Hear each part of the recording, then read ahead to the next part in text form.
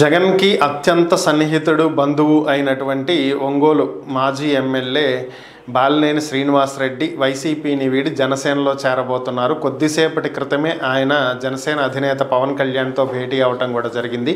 ఈ నెల 22న ఆయన జనసేనలో చేరబోతున్నారు అనేది ప్రస్తుతం ఉన్నటువంటి సమాచారం. అయితే ఆయన ఎందుకు ఇలాంటి నిర్ణయం తీసుకున్నారు? జగన్కి బయట వ్యక్తి కాదు, సొంత బంధువే, అయినా కూడా ఎందుకు ఇలాంటి నిర్ణయం తీసుకున్నారు అనేటువంటి వార్తలు భారీగా వినిపిస్తున్నాయి. అయితే దీనికి సంబంధించి వైసీపీలోనే జరుగుతున్నటువంటి ఒక చర్చ ఏంటి అంటే, ఒకానొక చర్చ అయితే నడుస్తుంది. ఇందులో వాస్తవాలు ఎంతవరకు తెలియదు. ముఖ్యంగా జగన్కి బాలినేని శ్రీనివాసరెడ్డికి మధ్యలో ఆర్థికపరమైనటువంటి అంశాల్లో విభేదాలు తలెత్తినాయని, అవే ఈ పార్టీ వీడటానికి గల కారణాలు అనేటువంటి వార్తలు వినిపిస్తున్నాయి.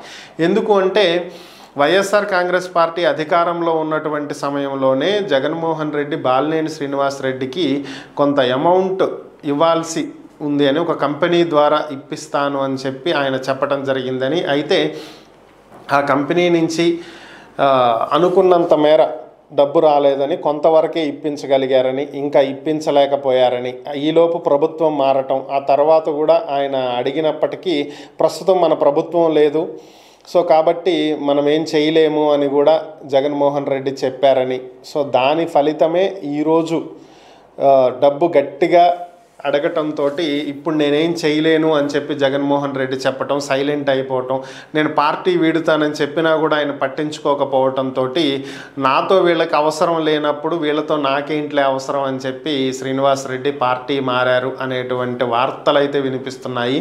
మరి ఇవి ఈ ఆర్థిక లావాదేవీలు వీళ్ళ పర్సనల్ వ్యవహారాల, లేదంటే పార్టీ వ్యవహారాల, లేదా ప్రజా సంబంధమైనటువంటి వ్యవహారాల, ఇదైతే మనకు తెలియదు. సో ఓవరాల్గా ఏదైతే ఏంటి ఆర్థిక లావాదేవీలు చెడటంతో అనేది ప్రస్తుతం వినిపిస్తున్నటువంటి ఒక అంశం.